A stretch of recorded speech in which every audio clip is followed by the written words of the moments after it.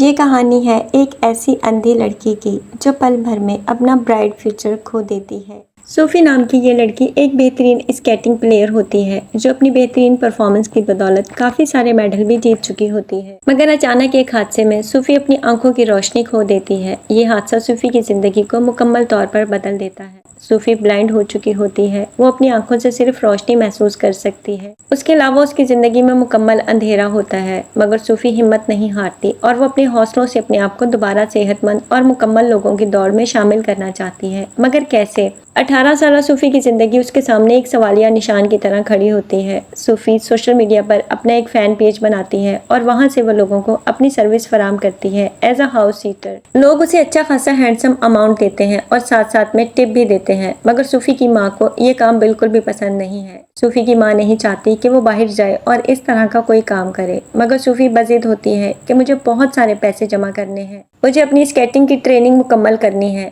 उस दिन भी सूफी के एक क्लाइंट का उससे राब्ता होता है जो अपने घर और बिल्ली का ख्याल रखने के लिए उससे राब्ता करती है। सूफी दबे कदमों घर से निकलने लगती है कि उसकी माँ को पता ना चले, मगर उसकी माँ उसके जाने की आहट सुनकर उसे रोकने आती है। मगर सूफी की जिद होती है कि मुझे जाना है। सूफी की माँ सूफी से पूछती है कि तुम्हारे अकाउंट में $400 कहाँ से आए। सूफी अपनी माँ को जवाब देती है कि मम्मा, ये मुझे तनख्वाह मिली है। सूफी की माँ उसे कहती है कि एज अ हाउस सीटर तुम्हें इतनी ज्यादा तनख्वाह मिली है, मुझे तुम्हारी बात पर बिल्कुल भी यकीन नहीं है। सूफी कहती है कि मम्मा, मुझे टिप भी मिली है मेरी अच्छी परफॉर्मेंस पर, जबकि ये बात दरअसल गलत होती है, क्योंकि सूफी जब किसी के घर में अपनी सर्विसेज देने जाती है तो वहां से वाइन की बोतलें चुरा लाती है और इन्हें ऑनलाइन सेल करती है, क्योंकि सूफी का मकसद ढेर सारे पैसे कमाना होता है। सूफी गाड़ी करवाकर 1 घंटे में अपनी क्लाइंट डेबरा के घर पहुंच जाती है। ये घर निहायत खूबसूरत, काफी बड़ा और शहर से काफी अलग थलग पुरसुकून जगह पर होता है। यहाँ सिक्योरिटी सिस्टम भी बहुत बेहतरीन होता है। डेबरा एक अच्छी खासी अमीर तरीन खातून होती है। डेबरा सूफी को अच्छी तरह समझाकर अपनी बिल्ली का ख्याल रखने का कहती है और डेबरा उसे बताती है कि उसे हाल ही में डिवोर्स हुई है, आज ही पेपर वर्क मुकम्मल हुआ है और मैं कुछ दिनों के लिए आउटिंग पर जाना चाहती हूँ।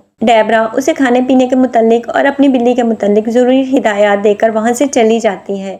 डेबरा के जाने के बाद पहले तो सूफी बिल्ली के गले में ट्रैकर सेट करती है और फिर अपने गहरे दोस्त कैमल को वॉइस कमांड के जरिए वीडियो कॉल करती है और घर दिखाती है। कैमल की आदत में घर फॉलो करते करते वो अचानक एक वाइन सीटर के पास पहुंच जाती है और हस्बे आदत वहां से $4500 वाली एक वाइन की बोतल चुरा लेती है। वीडियो कॉल पर मौजूद सूफी का दोस्त उसे मना करता है और कहता है कि बोतल को वापस रख दो, अगर तुम ये हरकत करोगी तो मैं तुमसे नाराज हो जाऊंगा और मैं दोबारा कभी भी तुमसे बात नहीं करूंगा। जवाबन सूफी गुस्से से कॉल ड्रॉप कर देती है। सूफी को अपनी माँ की तरफ से कुछ वॉइस नोट मिलते हैं जहाँ सूफी की माँ उसे एक एप्लीकेशन सी फॉर मी के बारे में बताती है जो खास तौर पर ब्लाइंड लोगों के लिए बनाई गई है, मगर सूफी अपनी माँ का मैसेज नजरअंदाज कर देती है। सूफी को स्मोकिंग की तलब होती है और वो सिगरेट पीने के लिए घर से बाहर जाती है तो वो गलती से दरवाजा लॉक कर बैठती है। सूफी घबराकर दरवाजा खोलने की कोशिश करती है, मगर उससे दरवाजा नहीं खुलता। वो अपने दोस्त को कॉल करने के लिए जब मोबाइल निकालती है तो उसे अचानक याद आता है कि थोड़ी देर पहले मेरी कैमल से लड़ाई हुई है और मैं उससे बिल्कुल भी बात नहीं करूंगी। सूफी को अपनी माँ की बताई हुई ऐप याद आती है और वो वॉइस कमांड के जरिए ऐप इंस्टॉल करती है। ऐप इंस्टॉल करने के बाद वो हेल्प के लिए कॉल करती है तो जवाबन एक लड़की उसे कहती है कि पड़ोस में से किसी की मदद ले लो, जंगल में आखिर तुम अकेली कैसे दरवाजे का लॉक खोल सकती हो। सूफी झुंझलाकर कॉल बंद कर देती है और दोबारा किसी और को कॉल करती है। इस बार सूफी की कॉल कैली नामी एक लड़की को मिलती है जो सूफी को वीडियो कॉल पर घर की पिछली साइड से अंदर जाने का रास्ता बताती है। पिछला दरवाजा चूंकि बर्फ की वजह से काफी जमा हुआ होता है तो वो जोर आजमाई करके दरवाजा खोलती है।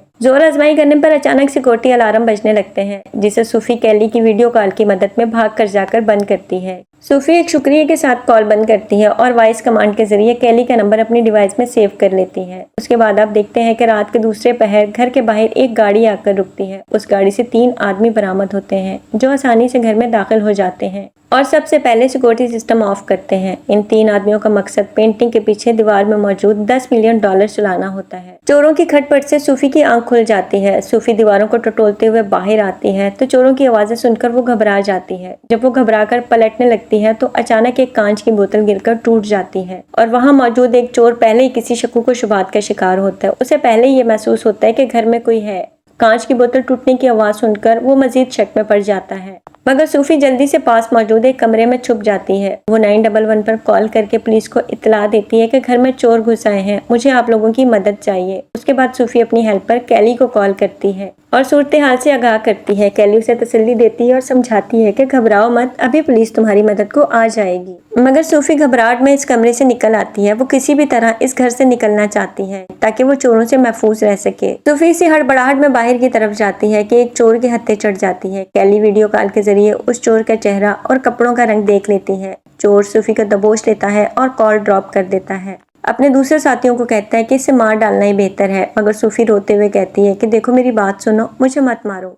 सूफी उनको बताती है कि मैं किसी को कुछ भी नहीं कहूंगी, मैं तो बिल्कुल अंधी हूँ, मैंने तुम लोगों के चेहरे भी नहीं देखे, ना मैं तुम्हारे नामों से वाकिफ हूँ। देखो मुझे छोड़ दो और मुझे यहाँ से जाने दो। एक चोर सूफी के आईडी कार्ड से ऑनलाइन कंफर्म करता है कि वाकई सूफी अंधी है या वो हमें बेवकूफ़ बना रही है। मगर जब कंफर्म हो जाता है कि सूफी वाकई अंधी है तो उसे तसल्ली हो जाती है। मगर फिर भी सूफी डेबरा को तो बता ही सकती है कि तुम्हारे घर में 3 चोर आए थे। पर सूफी यहाँ भी इनको तसल्ली देती है और कहती है कि मैं किसी को कुछ भी नहीं बताऊंगी। तुम लोग 10 मिलियन रकम का कुछ हिस्सा अगर मुझे दे दो तो मेरी भी बहुत सारी हेल्प हो जाएगी। वो तीनों चोर अपने लीडर को कॉल करते हैं और सूफी की बात करवाते हैं। इस तरह उन चारों में मुआहिदा तय हो जाता है कि 10वां हिस्सा सूफी को दिया जाएगा। मगर इतने में एक चोर सूफी का मोबाइल चेक करता है जहां से 911 को 10 मिनट पहले कॉल की गई थी, यानी पुलिस उनके सर पर पहुंचने वाली थी। मगर यहाँ भी सूफी उनको तसल्ली देती है कि तुम घबराओ मत, मैं पुलिस को संभाल लूंगी, तुम लोग फिक्र मत करो। सूफी दोबारा 911 पर कॉल करती है और कहती है कि मुझे गलतफहमी हुई थी कि घर में चोर घुस आए हैं, घर में ऐसा कुछ भी नहीं है, वो दरअसल टीवी की आवाज़ थी, मैं अपनी कंप्लेन वापस लेती हूँ। पुलिस एहलकार सूफी से चंद सवालात करती है और अच्छी तरह तसल्ली करने के बाद कहती है कि हमारी इन्वेस्टिगेशन ऑफिसर आपके पास पहुंचने वाली है। मगर सूफी उसे कहती है कि इसकी कोई ज़रूरत नहीं है, मुझे किसी किस्म की कोई हेल्प नहीं चाहिए, वो मुझे गलतफहमी हुई थी जिसकी बुनियाद पर मैंने आपको कॉल कर दी। पर ठीक 4 मिनट के बाद पुलिस ऑफिसर दरवाजे पर मौजूद होती है, पर सूफी दरवाज़ा नहीं खोलती। पुलिस ऑफिसर कहती है कि देखो दरवाज़ा खोल दो, अगर तुम दरवाज़ा नहीं खोलोगी कि किसी भी तरीके से अंदर तो मैं आ ही जाऊंगी। पुलिस ऑफिसर के इसरार पर दरवाज़ा अनलॉक करती है और सूफी यही कहती है कि मैं गलती से टीवी चलता हुआ छोड़कर सो गई थी, मुझे लगा था कि घर में कोई है। इन्वेस्टिगेशन ऑफिसर अच्छी तरह जब तसल्ली करके घर से निकलने लगती है तो अंदर मौजूद एक चोर के मोबाइल पर कॉल आती है। पुलिस ऑफिसर भागकर जाकर मोबाइल लाती है और सूफी को देती है कि तुम्हारी कॉल है, रिसीव करो, शायद कोई ज़रूरी कॉल हो। सूफी कहती है कि नहीं, मैं बाद में बात कर लूंगी, आप जाएं। मगर जब पुलिस ऑफिसर दोबारा इसरार करती है तो सूफी डरते डरते कॉल रिसीव करती है। दूसरी तरफ चोरों का लीडर सूरत हाल जानने की कोशिश करता है, मगर सूफी ये कहकर कॉल बंद कर देती है कि मैं बाद में बात करती हूँ। पुलिस ऑफिसर जब उसे अपना ख्याल रखने का कहकर पलटती है तो पुलिस ऑफिसर को अपने हेडक्वार्टर से एक कॉल आती है। कैली नामी एक लड़की की कंप्लेंट सेम इसी लोकेशन पर आई है जहां पर इस वक्त आप मौजूद हो। हेडक्वार्टर से उसे ये इत्तला फराहम की जाती है। ऑफिसर पुलिस से कंफर्म करती है कैली ने मजीद क्या क्या बताया। पुलिस एहलकार ऑफिसर को बताता है कि सूफी नामी एक ब्लाइंड लड़की को हमारी हेल्प की जरूरत है। वहाँ मौजूद काले कपड़ों में मलबूस एक चोर है जिसे कैली ने वीडियो कॉल पर देखा था।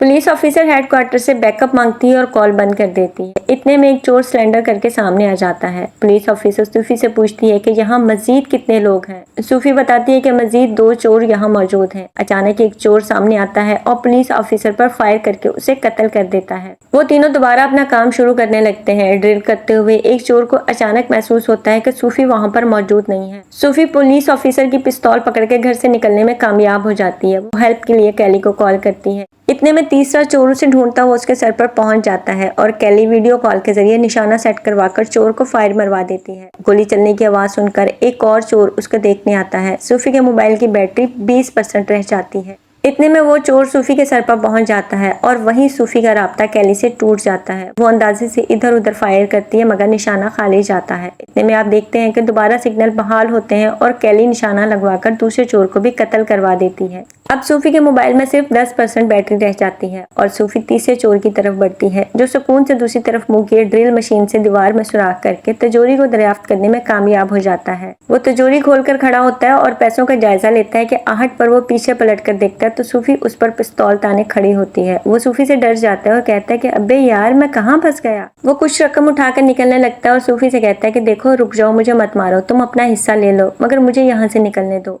सूफी उसे कहती है कि रुक जाओ, हिलना मत, बाद एक बार फिर सूफी का कैली से राब्ता टूट जाता है और इस बार सूफी का मोबाइल बंद हो जाता है, मगर वो तीसरा मोटा चोर सूफी के अंधेपन का फायदा उठाकर अपने मरे हुए दोस्त की पिस्तौल उठाकर उसे मारने लगता है। अचानक आहट पर सूफी फायर कर देती है, मगर सूफी की टांग में भी गोली लग चुकी होती है और वो तीसरा चोर भी हलाक हो जाता है। उनका चौथा लीडर जो उनको मोबाइल पर एंटरटेन कर रहा होता है वो मौके पर पहुंच जाता है और वो सूफी को आवाजें देता है कि सामने आओ और अपना हिस्सा वसूल कर लो, मगर सूफी छुप जाती है। वो बदस्तूर सूफी को ढूंढता रहता है कि अचानक सूफी के हाथ एक मरे हुए चोर का मोबाइल लगता है। सूफी डायल पेड को रीडायल करती है तो लीडर का मोबाइल बजता है। सूफी ये इसलिए करती है कि वो रोशनी में महसूस कर सके कि आखिर वो लीडर किस तरफ है। इतने में लीडर सूफी के सर पर पहुंच जाता है, मगर सूफी एक वाइन की बोतल से उसके सर पर वार करती है। इतने में पुलिस पहुंच जाती है और वो सूफी को रेस्क्यू करती है। मगर यहाँ हम आपको बताते चलें कि तीनों चोरों को कमांड करने वाला उनका लीडर दरअसल डेबरा का साबिक शौहर होता है, जो चोरी की गर्ज से डेबरा की गैर मौजूदगी में उसके घर में दाखिल होता है। उसे इस बात का बिल्कुल इल्म नहीं होता है कि डेबरा अपनी बिल्ली की हिफाजत के लिए एक अंधी लड़की को घर पर छोड़ कर गई है। उसके बाद आप जो मंजर देखते हैं, वहाँ सूफी अपनी माँ के साथ एक व्हील चेयर पर हॉस्पिटल के अहाते से निकल रही होती है, जहाँ दोनों माँ बेटी अच्छे मूड में गुफ्तगू करती हैं। अगले सीन में सूफी अपने दोस्त कैमल के साथ बर्फ पोश पहाड़ियों पर खड़ी स्केटिंग लिबास पहने स्केटिंग के लिए तैयार होती है कि कैली की वीडियो कॉल आती है। वहाँ वो हंसते हुए एक दूसरे से बातें करते हैं। यूँ इस तरह से इस कहानी का इख्तिताम